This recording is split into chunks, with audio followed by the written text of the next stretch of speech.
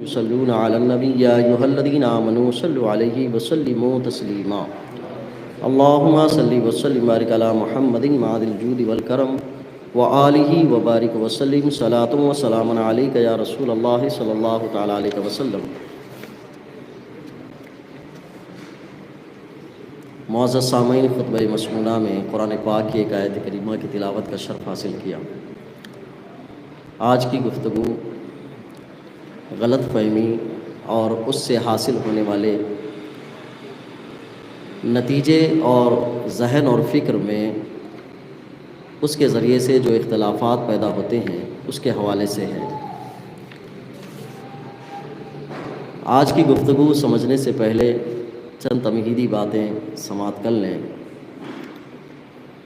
ہم میں سے بہت سارے لوگوں نے سردار جیوں پر لطیفے سنے ہوں گے، پٹھانوں پر بھی لطیفے سنے ہوں گے۔ بعض حضرات لطیفے کی کہانی ایسی بیان کرتے ہیں کہ پٹھانوں کے پاس دماغ نہیں ہوتا ہے۔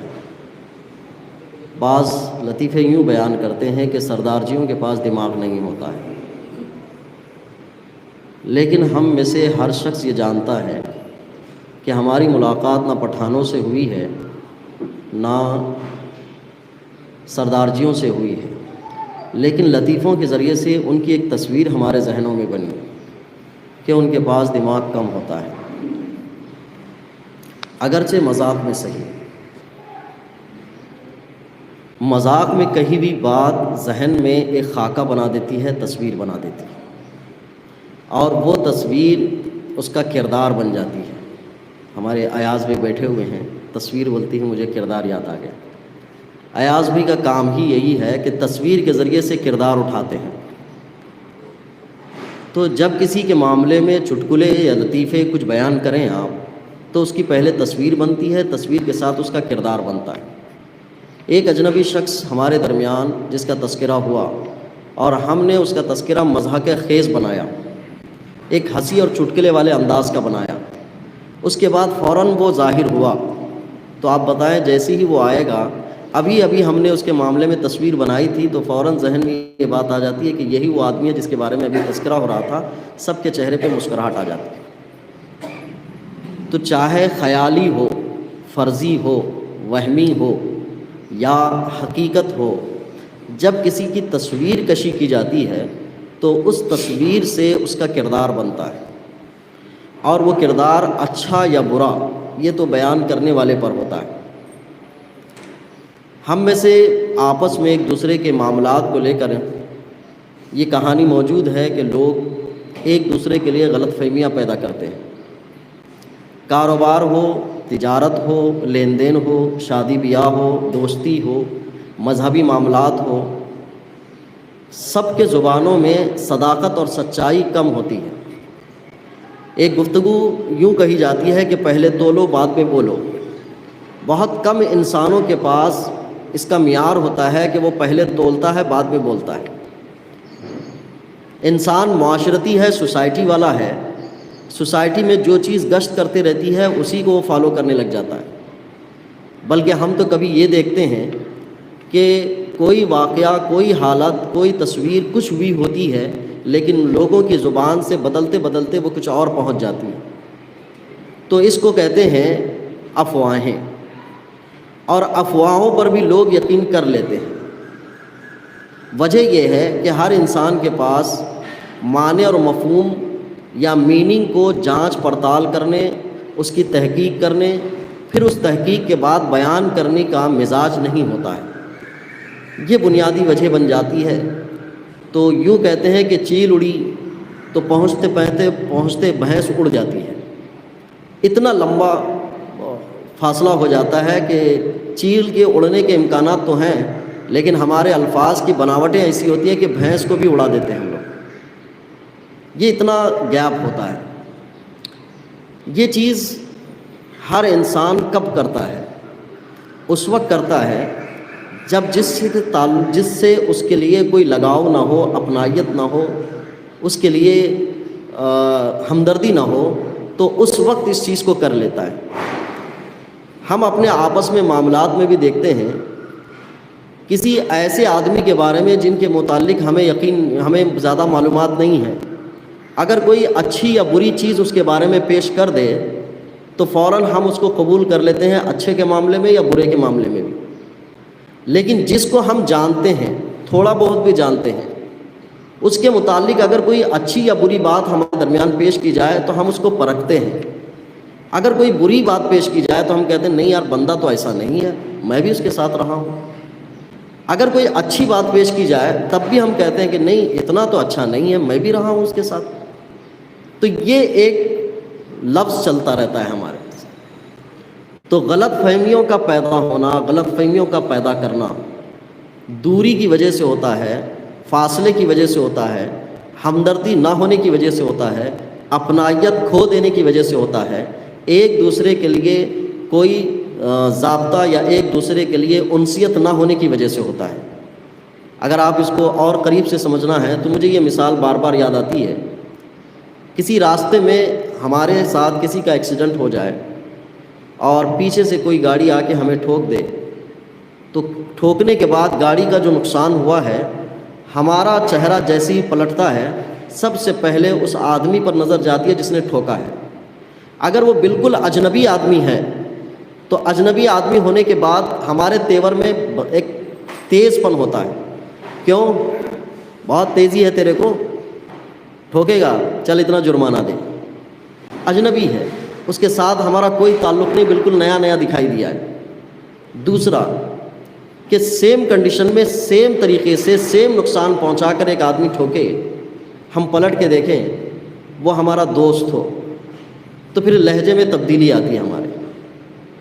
اب اپنائیت کے لہجے میں کہتا ہے میری گاڑی ملی تھی جو ٹھوکنے ہیں، ادھر ادھر نہیں ٹھوک سکتا تھا، میرے کو لاگ مارتا ہے۔ اب لہجے میں تھوڑی سی تبدیلی آ گئی۔ سیم کنڈیشن ہو، سیم نقصان ہو، سیم گاڑی کو نقصان پہنچایا گیا ہو اور ہم نے پلٹ کے دیکھا اپنا بھائی ہے، تو اب ہمارا لہجہ بدل جاتا ہے۔ گاڑی اڑی کو نہیں دیکھتا، بڑا ہو یا چھوٹا ہو، پلٹ کے پوچھتا تیرے کو کہیں لگی تو نہیں، تیرے کو کہیں لگی تو نہیں، گاڑی گئی پھاڑ دے۔ اب نہ نقصان کا خیال نہ کچھ۔ ان تینوں لہجوں میں ہم کیا سمجھتے ہیں؟ اجنبی کے ساتھ الگ لہجہ، دوست کے ساتھ الگ لہجہ اور بھائی کے ساتھ الگ لہجہ۔ اس لہجے سے یہ بات پتہ چلتی ہے کہ کوئی شخص کسی کو اپنا لیتا ہے تو اس کی ہر برائی کو بھول جاتا ہے، ہر غلطی کو نظر انداز کر دیتا ہے، اور جب کوئی شخص کسی کو اپناتا نہیں ہے تو اس کی اچھائیاں بھی ہوں گی تو اس کو قبول نہیں کرتا۔ یہ مزاج انسانیت کا ہے، لیکن اس کے برخلاف اسلام نے یہ مزاج دیا تھا کہ اس معاملے میں آپ انسانیت میں اور خصوصاً اسلام میں، مسلمان میں آپس میں ایک دوسرے کو بھائی سمجھو۔ جتنے اجنبیت کے رشتے ہیں سارے ختم کر کے بھائی کے ضمن میں لا کر کھڑا کر دیا۔ اب اس کا معنی مطلب یہ ہوا کہ بھائی سمجھنے کے مطلب ہر معاملہ بھائی جیسے نظریے کے ساتھ ہونا چاہیے۔ یہ تمہیدی گفتگو سمجھنے کے بعد آج کے دور میں اسلام اور مسلمانوں کے حوالے سے بڑی غلط فہمیاں پیدا کی جا رہی ہیں، بڑی افواہوں کا بازار گرم ہے، بڑی اجنبیت کے مظاہرے ہو رہے ہیں، غیریت کا طور طریقہ اختیار کیا جا رہا ہے، بلکہ مسلمان کو اور اسلام کو انسانیت کے دائرے میں بھی نہیں سمجھا جا رہا۔ اس غیرت اور اجنبیت نے بہت زیادہ غلط فہمیوں کو اور اجاگر کر دیا ہے اور فاصلے بڑھا دیے ہیں۔ اتنے فاصلے بڑھا دیے ہیں کہ ہر کوئی ایک دوسرے کے ساتھ رہنے میں ایک ڈر سا محسوس کرنے لگا ہے، اور اس ڈر نے ایک دوسرے کی زندگی کو بے چین کر کے رکھ دیا ہے۔ اس تمہیدی گفتگو میں آج ہمارے ملک کے ماحول میں اگر ہم دیکھتے ہیں تو مسلمان کے لیے ایک لفظ استعمال کیا جاتا ہے کہ اس ملک میں تمہارا رہنا ہی جرم ہے، تم جرم کرو یا نہ کرو۔ تو کچھ لوگوں کی ذہنیت میں یہ بات آئی، میں کچھ کی قید اس لیے لگا رہا ہوں کہ اس مٹی میں بہت زیادہ نرماہٹ ہے، ایک دوسرے کے لیے ہمدردی کے جذبے ہیں۔ اس مٹی سے ہمدردی نکالنے والوں کے لیے ابھی بہت محنتیں کرنی پڑے گی، بہت زیادہ انہیں مشقتیں کرنی پڑے گی کہ اس مٹی سے محبت کو نکال دیں اور یہاں سے غیریت اور اجنبیت کا طریقہ اور سلیقہ لے آئے۔ آج بھی ہمارے اس ملک کی تہذیب یہ ہے، غلطی سے ہاتھ پیر بھی لگ جائے تو معافی مانگ لیتے ہیں اور یہ کہتے ہیں کہ معاف کرو۔ ہاتھ پیر تھوڑا سا بھی لگ جائے، یہ تہذیب ابھی بھی باقی ہے۔ اس تہذیب میں یہ مٹی میں شامل رکھی ہوئی ہے کہ اپنائیت کا بڑا مظاہرہ ہے اس میں، ہمدردی کا بڑا مظاہرہ ہے اس میں، اور جن لوگوں نے غیریت اور اجنبیت پیدا کرنے کے ماحول کے لیے افواہوں کے بازار گرم کیے ہیں، ابھی بہت محنتیں کرنی پڑے گی۔ آقا کریم صلی اللہ علیہ وسلم اسلامی زندگی کے حوالے سے جن باتوں کو ذکر کیا جاتا ہے اور جو خوف کا ماحول ہمارے اور آپ کے درمیان ملتا رہتا ہے، ان چیزوں کی بنیادی وجوہات کیا ہیں؟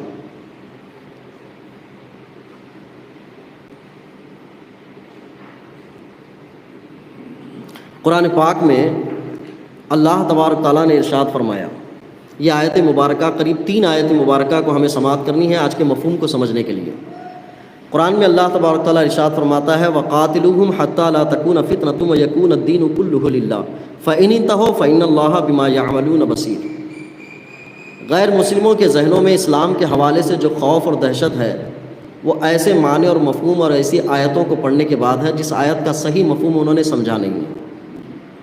قرآن پاک میں اللہ نے ذکر کیا ہے کہ آپ ظالم اور فتنہ پر لوگوں کے ساتھ ہمیشہ قتال کرتے رہیے یہاں تک کہ ان کا ظلم ختم ہو جائے، ان کا فتنہ ختم ہو جائے۔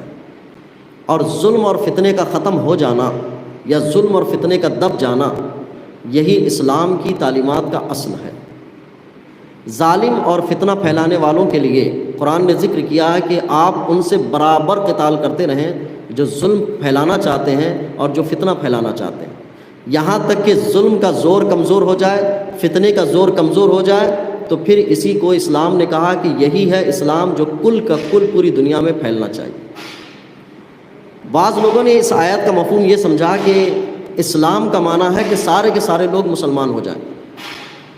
تاریخ اسلام کے حوالے سے یہ قاعدہ ہمیشہ یاد رکھیں، اللہ تبارک تعالیٰ نے انسانیت کو پیدا فرمانے سے پہلے روحوں کو پیدا فرمایا اور ساری روحوں کو جمع کر کے ارشاد فرمایا، الست بربکم، کیا میں تمہارا رب نہیں؟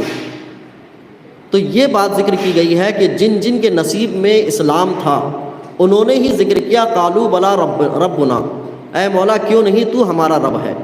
اور جن کے نصیبہ میں اسلام نہیں تھا وہ خاموش اختیار رکھے، انہوں نے اقرار نہیں کیا۔ تو بعض روحیں اسلام لائی، بعض روحیں اسلام نہیں لائی، یہ روحوں کے وقت میں ہی ہے۔ حضرت آدم علیہ السلام کی تخلیق ہوئی تو حضرت آدم علیہ السلام کی تخلیق کے لیے جس مٹی کا استعمال کیا گیا، بلکہ روئے زمین کی پوری اوپری سطح کا استعمال، پوری روئے زمین سے مٹی لی گئی، تو اللہ تبارک تعالیٰ نے ارشاد فرمایا کہ اے آدم تمہاری خمیر میں شقی بھی ہوں گے، سعید بھی ہوں گے، نیک بخت بھی ہوں گے، بدبخت بھی ہوں گے۔ تو مٹی میں بھی نیک بخت اور بدبخت کا تعلق ہے۔ عالم ارواح میں بھی تھا کہ کچھ مسلمان ہوں گے، کچھ مسلمان نہیں ہوں گے۔ پھر مٹی میں بھی یہ بات رکھی گئی تھی کہ کچھ مسلمان ہوں گے، کچھ مسلمان نہیں ہوں گے، اولاد آدم میں۔ پھر اللہ تبارک تعالیٰ نے ایک مقام پر ارشاد فرمایا کہ وَلَوْ شَاءَ رَبُّكَ لَآمَنَ مَنْ فِي الْأَرْضِ كُلُّهُمْ جَمِيعًا أَفَأَنْتَ تُكْرِهُ النَّاسَ حَتَّى يَكُونُوا مُؤْمِنِينَ۔ اگر اللہ چاہتا تو تم سب کو ایک امت پر جمع فرما دیتا، لیکن اللہ کی مشیت یہ نہیں ہے کہ سارے انسان ایک امت ہوں، اس لیے کہ اللہ تبارک تعالیٰ جبراً اور مسلط کرتے ہوئے کسی کو مومن قرار دینا نہیں چاہتا، بلکہ بندے کو اختیار دیتا ہے کہ تمہارے سامنے اچھائی اور برائی دونوں کے آپشن ہیں، برائی سے بچو اور اچھائی کو اختیار کرو اور اس کے بدلے جنت پاؤ۔ تو مسلط نہیں کیا گیا، بلکہ یہ کہا گیا اگر اللہ چاہتا تو ساری دنیا میں ایک ہوتے، ایک قوم ہوتی، ایک امت ہوتی۔ اس کا معنی اور مطلب ہے کہ اس نظام کائنات میں بھی یہ طے ہے کہ ایک امت نہیں رہے گی۔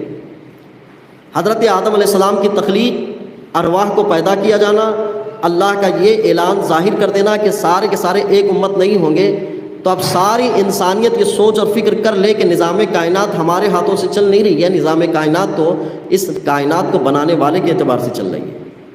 اگر ساری انسانیت مل کر یہ کوشش کر لے کہ یہاں اسلام نہ رہے تب بھی نہیں ہوگا، اور سارے مسلمان مل کے یہ کوشش کر لیں کہ اسلام کے علاوہ کچھ نہیں رہے گا تب بھی کچھ نہیں ہوگا، دونوں یہ ہمیشہ رہیں گے۔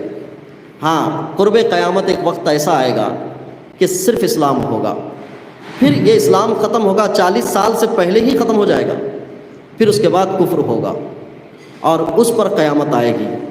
یہ تاریخ میں لکھا ہوا ہے۔ اب انسانیت میں ایک دوسرے کو خوف زدہ ہونے کا کیا مطلب بنتا ہے کہ آپ یہ سمجھ رہے ہیں کہ نہیں سارا کا سارا مسلمان ہو جائیں گے، یا مسلمان یہ سمجھے کہ نہیں سارا کا سارا کفر ہو جائے گا؟ نظام کائنات کو تو سمجھیں۔ انسان کو اللہ تبارک تعالیٰ نے دنیا میں بھیجا ہے تو اپنی اپنی جہت سے زندگی گزارنے کے لیے، کہ اللہ کی بندگی کرو، اللہ کو راضی کرو، اللہ کو راضی کرتے ہوئے اللہ کے انعام و اکرام کے مستحق ہو جاؤ، اللہ کی ناراضگی سے بچو، اللہ کے غضب سے بچو، اللہ کے حکم کی خلاف ورزی مت کرو، ورنہ اس کے بدلے میں تمہارا ٹھکانہ جہنم ہوگا۔ اس کے لیے انسان زندگی گزارنے کے لیے آیا، لیکن اس کے ساتھ ساتھ برائی کا ایک بڑا معیار ہے شیطان اور نفس، ان دونوں کو کھلا رکھا گیا ہے، اور یہ زیادہ تر کام کرتے ہیں بادشاہوں کے اوپر، سلاطین کے اوپر، حکمرانوں کے اوپر۔ وہ اپنے حدود کو چھوڑ کر اس کے نفس کی شرارت اور شیطان کے وسوسے میں آ کر اپنے ہی کو انا ربکم الاعلیٰ کے نعرے بلند کرتے ہیں، پھر ان سے انسانیت میں خلط ملط شروع ہو جاتا ہے۔ ورنہ انسان، آپ کو دنیا کی تاریخ پڑھ لیں، دنیا کی تاریخ میں جتنی بھی جنگیں ہوئی ہیں، جنگیں لڑنے والوں کے تعلقات میں زیادہ سے زیادہ 10% لوگوں نے جنگیں کی ہیں، وہ قریب 90% لوگ تو عوام ہوتے تھے کہ ان کے اوپر سایہ خالی بدلتا رہتا تھا، کبھی چھت آتا، کبھی ٹینٹ آتا، کچھ آتا، لیکن رہنا تو انہیں حکمرانوں کے نیچے ہی رہنا ہوتا۔ کوئی رجواڑوں کے اس میں رہتا، کوئی بادشاہوں کے، کوئی خلفاء کے، کوئی کسی میں رہتا۔ ان کا تعلق تو خالی جینے سے ہوتا تھا، جئیں گے کسی کے بھی ماتحت رہ کر جی لیں گے، اس حیثیت سے ہوتا۔ خلفشار کا تعلق ہوتا تھا بادشاہوں سے، حکمرانوں سے، خلفاء سے، اور خلفاء اور بادشاہ اور حکمراں اپنے آپ کو انا ربکم الاعلیٰ کے نعرے لگاتے تھے کہ میں ہی سب سے بڑا رب ہوں، ان کی وجہ سے خلفشار ہوتا تھا۔ اسلام نے ان لوگوں کے اوپر گرفت کرنے کے لیے، لگام لگانے کے لیے منہاج نبوت عطا کی تھی کہ جتنا بھی بڑا بادشاہ بنے گا لیکن اس کو حساب دینا ہوگا انسانیت کے سامنے، اس کو حساب دینا ہوگا رب کے حضور۔ یہ پابند کر دیا تھا تاکہ انا ربکم الاعلیٰ کے نعرے نہ لگائیں۔ اسی لیے اسلام نے ہر جہت میں کام کیا، اور جن جہتوں میں اسلام نے اسلامی منہج پر کام کیا ہے وہی ہمارے لیے اسلام کی تصویر ہے۔ اس کے علاوہ اسلام کے منہج کو چھوڑ کر جن لوگوں نے کام کیا ہے وہ اسلام کی تصویر نہیں ہے۔ جب اسلام کی تصویر نہیں ہے تو آج غیر مسلموں کی جانب سے اسلام کی وہ تصویر پیش کرنا یہ ایسے ہی ہے جیسے ہم پٹھانوں کے لطیفے بیان کرتے ہیں اور سردارجیوں کے لطیفے بیان کرتے ہیں، کہ اصل حقیقت کہانی کچھ اور ہوگی، لیکن تمہاری تاریخ، تمہارے واقعات، تمہاری ہسٹری، تمہارا طرز زندگی ایسے بیان کر دیا جائے گا کہ آنے والی نسلوں میں تمہاری ملاقات ان سے ہو یا نہ ہو، تمہاری تصویر ان کے سامنے موجود ہوگی، تمہارا کردار ان کے سامنے موجود ہوگا۔ تو ایسی آیت مبارکہ کو پڑھنے کے بعد، یا ان قرآن پاک کی ان آیات مبارکہ کو پڑھنے کے بعد جس کے اصل معنی اور مفہوم سے واقف نہ ہو کر اسلام کی غلط تصویر پیش کرنے کی کوشش کی جا رہی ہے، اسلام کا ایک غلط مکھڑا بنانے کا طریقہ اختیار کیا جا رہا ہے۔ اب مسلمان ان حالتوں میں اسلام کی صحیح تصویر کیا ہے یہ معلوم کرے، اسلام کے صحیح معنی کیا ہیں وہ معلوم کرے، پھر غیر مسلموں کو یہ تعارف بھی کرائے کہ اسلام کہتے کس کو ہیں۔ ہم نے بہت آسانی سے ایک لفظ استعمال کیا کہ اسلام ٹیررسٹ کا مذہب نہیں ہے، لیکن ہم نے ان کے ساتھ جو ٹیررسٹ کا کام کرتے ہیں ان کو کبھی پکڑ کر یہ ثابت کرنے کی کوشش کی ہے کہ اس سے اسلام کا کوئی تعلق نہیں ہے، یہ کام ہم نے نہیں کیا ہے۔ اور جن لوگوں نے بھی اس کا تعلق بنایا ہے کہ یہ مسلمان ہے، اسلام اس کا حکم دیتا ہے، اس کی مذمت ہم اس انداز سے نہیں کر پائے جس انداز سے ہمیں کرنی چاہیے تھی۔ بہرحال اس تمہیدی پوری گفتگو کے بعد میں یہ کہنا چاہتا ہوں، آج اسلام فوبیا کی ایک نئی اصطلاح رائج کر دی گئی۔ اسلام فوبیا کا معنی ہوتا ہے کہ اسلام کے معاملے میں اتنا ڈر پیدا کر دیا جائے کہ اگر اس کی روک تھام نہیں کی گئی تو یہ ہمارے اوپر مسلط ہو جائے گا، یہ پوری دنیا پر چھا جائے گا۔ میں نے اسی لیے نظام کائنات کو پہلے بتا دیا کہ پورے مسلمان چاہتے ہوئے بھی پوری دنیا میں اسلام کو رائج نہیں کر سکتے، اور پورے غیر مسلم چاہتے ہوئے بھی اسلام کو ختم نہیں کر سکتے، کبھی نہیں کر سکتے، اس لیے کہ نظام کائنات اپنے مقررہ وقت کے حساب سے چل رہی ہے۔ ابھی قیامت کی بہت ساری علامتیں ظاہر ہو گئی، بہت ساری علامتیں ظاہر ہوں گی، لیکن اس کے باوجود یہ بات ہے کہ اسلام فوبیا کے ذریعے سے اسلام کی غلط تصویر پیش کریں گے، اللہ کی جانب سے ایک بندہ کھڑا ہوگا جو اسلام کی صحیح تصویر کا علم لے کے کھڑا ہوگا تو ساروں کی غلط فہمی دور ہو جائے گی۔ لیکن اس کے علاوہ ہمیں اور آپ کو بھی اسلام فوبیا کے خلاف ایک تھوڑی سی لڑائی لڑنی ہے۔ لڑائی کیا کہوں، میں کہوں گا اسلام فوبیا کی غلط تصویر کو موڑنا پڑے گا۔ جن سردارجیوں کے لطیفے ہم سنے ہیں، جن خانوں کے لطیفے، پٹھانوں کے لطیفے سنے ہیں، لطیفے سن کے ہی ان کو دیکھنے کے بعد مسکراہٹیں نہ لیں، ان پٹھانوں سے ملاقات بھی کریں کہ واقعتاً ان کے اندر دماغ ہوتا ہے کہ نہیں ہوتا ہے۔ ان سردارجیوں کے پاس دماغ ہوتا ہے، جبکہ حقیقی کہانی یہ ہے کہ سردارجیوں کے پاس اعلیٰ دماغ ہوتا ہے اور لطیفے ان کے کمزور بنائے جاتے ہیں۔ اسی انداز میں یہ ہے کہ اسلام امن و شانتی، غیرت اور حمیت کا درس دیتا ہے، لیکن اس کو ٹیررسٹ کا نام دیا جا رہا ہے۔ تو ایک کام ہمیں اور آپ کو کرنا پڑے گا کہ اصل اسلام سے ملاقات کرانی پڑے گی، اصل اسلام کو انٹروڈکٹ کرانا پڑے گا، اصل اسلام کو بتانا پڑے گا کہ اسلام ہے کیا چیز ہے۔ اور جھوٹ اور فریب ایک زمانے تک کسی کو متاثر کر سکتے ہیں، لیکن ہمیشہ سب کو متاثر نہیں کر سکتے۔ افواہیں کسی نہ کسی کے ذہنوں پر حاوی ہو سکتے ہیں، لیکن سب پر حاوی نہیں ہو سکتے۔ اس لیے کہ اگر افواہیں ہی سب پر حاوی ہونے کی بات ہوتی تو انسانیت میں امن و امان آج تک اٹھ چکا ہوتا۔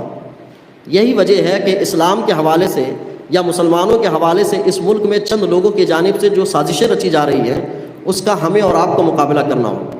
انداز کیا ہوگا، طریقہ کیا ہوگا اس جدید اسلام فوبیا کے خلاف انسان کو بات کرنے کے لیے، جو وہ ڈر اور خوف کا ماحول پیدا کیا جا رہا ہے کہ یہ اگر آج اس کو نہیں روکتے ہیں تو یہ ساری دنیا پر حاوی ہو جائے گا۔ میں کیا، احادیث میں یہ لکھا ہوا ہے کہ مسلمان کبھی بھی ساری دنیا پر حاوی نہیں ہو پائیں گے۔ اسلام کی تاریخ ہے، اور کوئی غیر مسلم بھی ایسا نہیں ہوگا کہ غیر مسلموں کا ہی غلبہ ہوگا اور اسلام ہمیشہ کے لیے نابود ہو جائے گا، ایسا بھی نہیں ہے۔ یہ تاریخ کے دور اپنے پنے پلٹتے رہیں گے اور تاریخ کے اعتبار سے آتا رہے گا۔ قرآن نے ایک مقام پہ ذکر کیا تھا، تلک الایام نداولها بین الناس، یہ دن ہیں ہم ایک دوسرے کے اوپر پھیرتے رہتے ہیں۔ مسلمانوں کو کبھی حکمرانی دیتے ہیں، اگر وہ ظلم کرتے ہیں، وہ زیادتی کرتے ہیں تو انہیں پھر نیچے لے آتے ہیں، ظالموں کو اوپر لے آتے ہیں۔ ظالم کا ظلم بڑھ جاتا ہے تو پھر اچھے لوگوں کو اللہ تبارک تعالیٰ ان کے اوپر لے آتا ہے۔ تلک الایام نداولها بین الناس، کہ یہ دنوں کا اللہ تبارک تعالیٰ ایک دوسرے کے اوپر لاگو کرتا رہتا ہے، ایک دوسرے کے اوپر پھیرتا رہتا ہے۔ یہ کہانی چلتی رہے گی۔ اسلام فوبیا یہ اسلامی تاریخ سے چلتا آ رہا ہے۔ اسلام کو اور مسلمانوں کو بدنام کرنے، ان کے لیے غلط باتیں بیان کرنے کا طور یہ میرے آقا کریم صلی اللہ علیہ وسلم کے عہد سے ہے۔ نبی کریم صلی اللہ علیہ وسلم جنہوں نے کسی سے علم نہیں لیا تھا، انسانیت میں کسی سے پڑھا نہیں تھا، اس وقت کہتے تھے کہ یہ کسی یہودی عالم سے پڑھ کر آتے ہیں۔ آقا کریم صلی اللہ علیہ وسلم نے کبھی شاعری نہیں کی تھی، لیکن وہ کہتے تھے کہ یہ شاعر ہیں، اتنی اچھی زبان بولتے ہیں۔ آقا کریم صلی اللہ علیہ وسلم علم و حکمت کے پیکر تھے، لیکن یہ کہا گیا کہ مجنوں بہکی بھی باتیں کرتے ہیں۔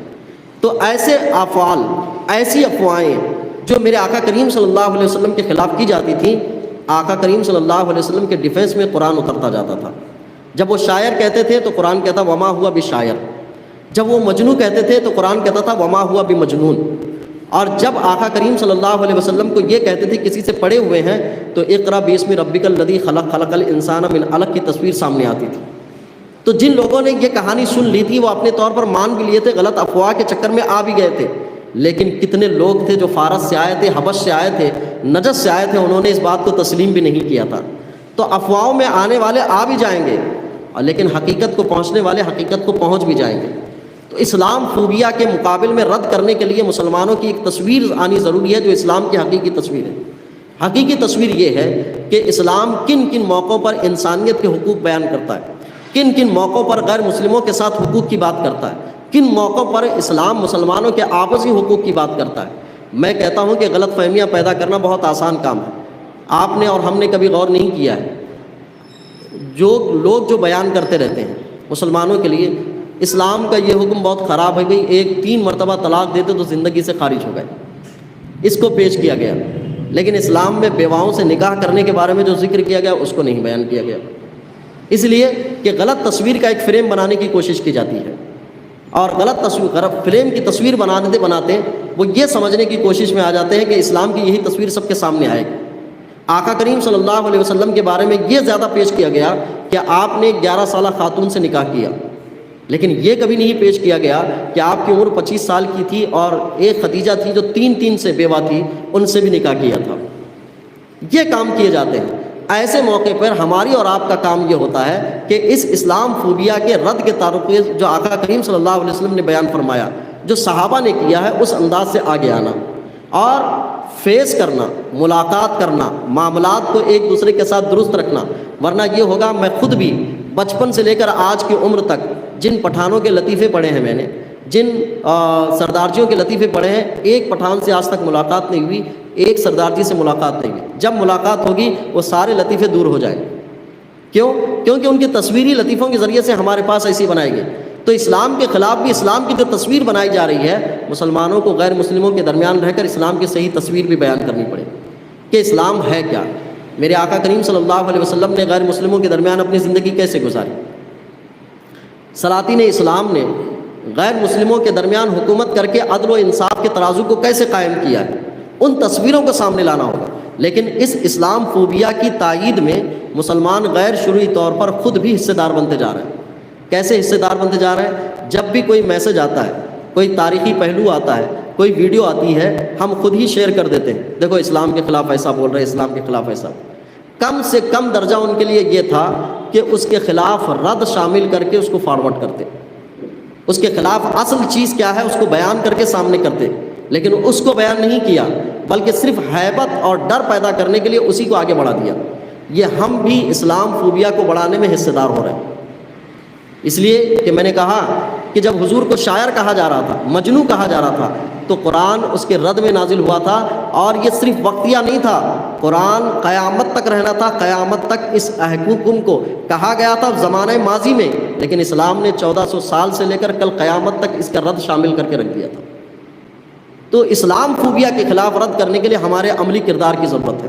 میں اس سے پہلے بھی کئی مرتبہ ذکر کر چکا ہوں کہ جب تک مسلمان اپنے اسلامی کردار پر ٹھیک ٹھاک چلتا رہتا ہے تو یہ اسلام کی خوشبو خود بخود پھیلنے لگ جاتی ہے، غلط تصویروں کے رخ پلٹنے لگ جاتے ہیں، وہ فریم ٹوٹنے لگ جاتے ہیں۔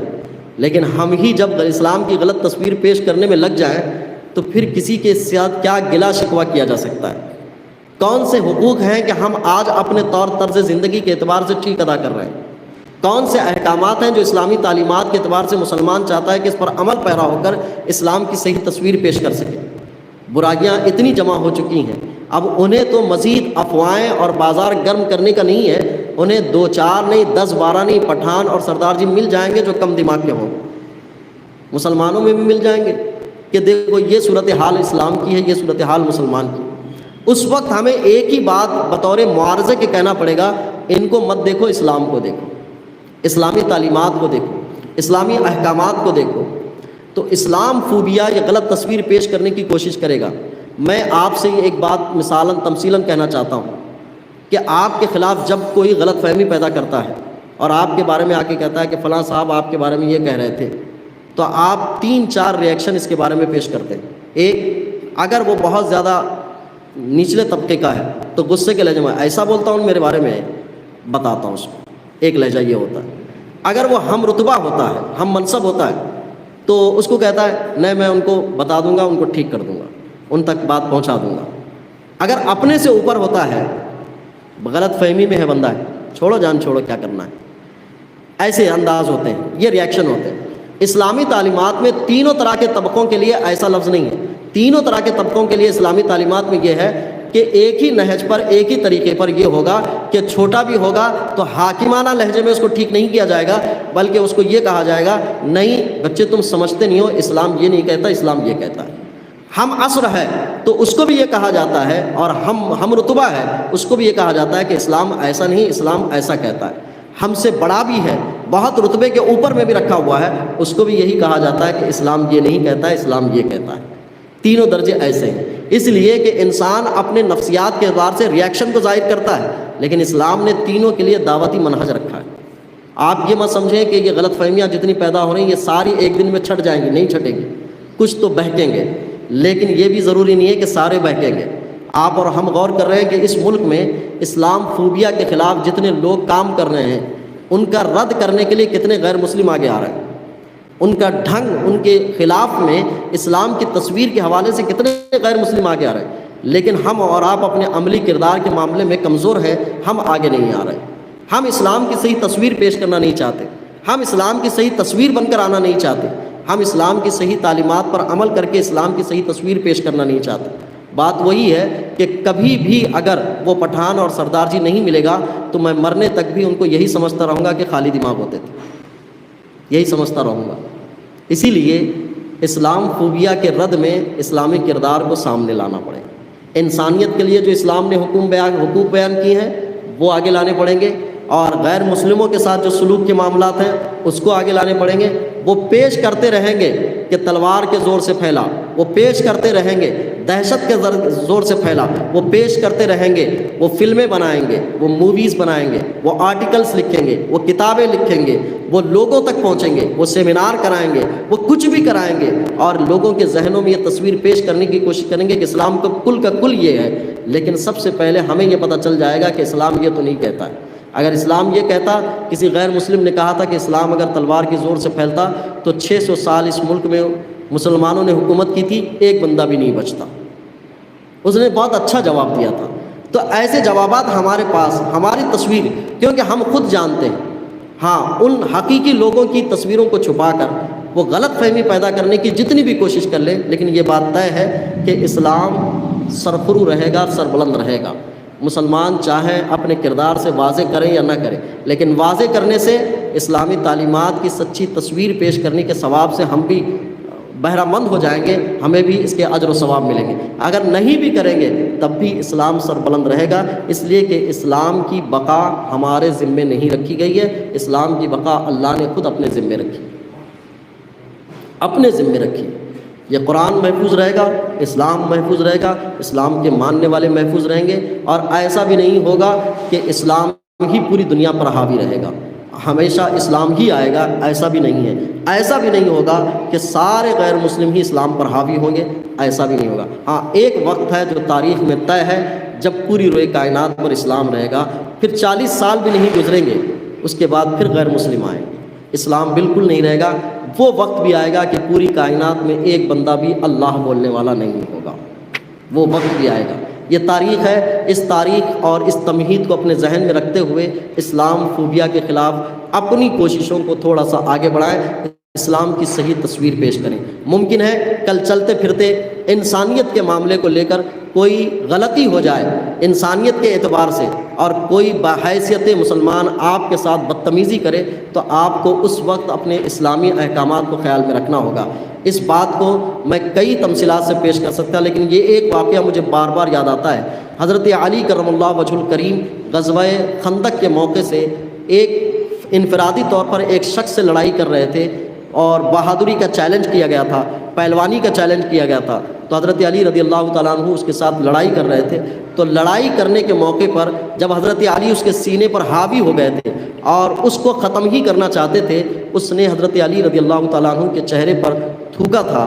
تو اس موقع سے حضرت علی رضی اللہ تعالیٰ عنہ فوراً اس کے سینے سے واپس پلٹے تھے، پلٹ کر واپس اپنے حلقے کی طرف جا رہے تھے، تو پھر وہ اٹھا تھا، اٹھ کر پلٹ کر حضرت علی پر وار کرنا چاہتا تھا۔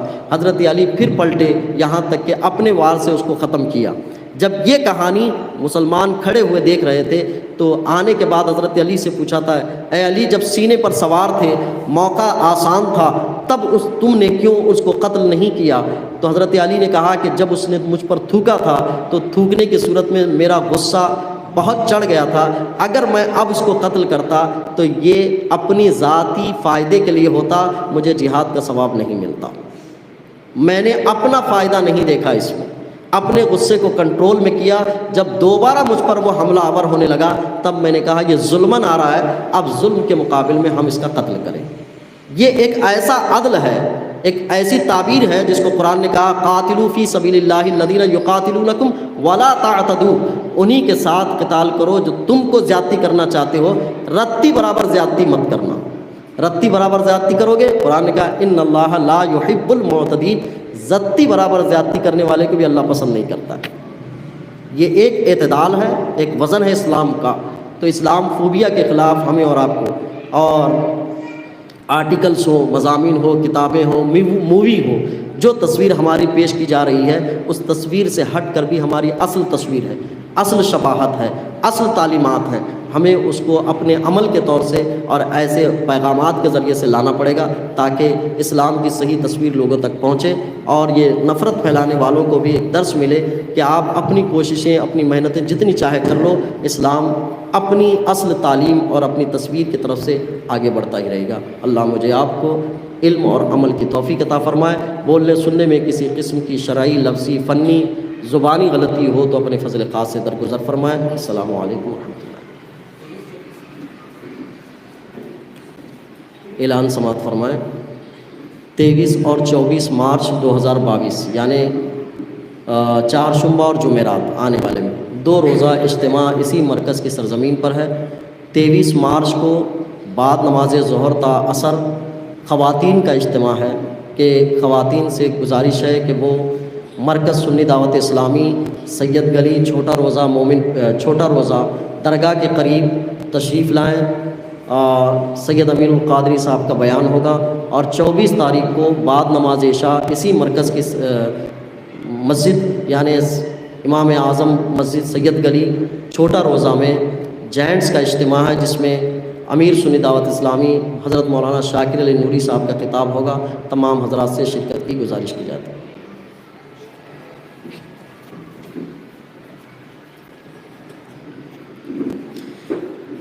مصطفیٰ جان رحمت پہلا ہوں سلام، شمع بز میں ہدایت پہلا ہوں سلام، شہر یار رم تاجدار حرم، نوبہار شفاعت پہلا کو سلام، مصطفیٰ جان رحمت پہلا کو سلام، شمع بز میں ہدایت پہلا کو سلام، کاش محشر میں جب ان کی آمد ہو اور بھیجے سب ان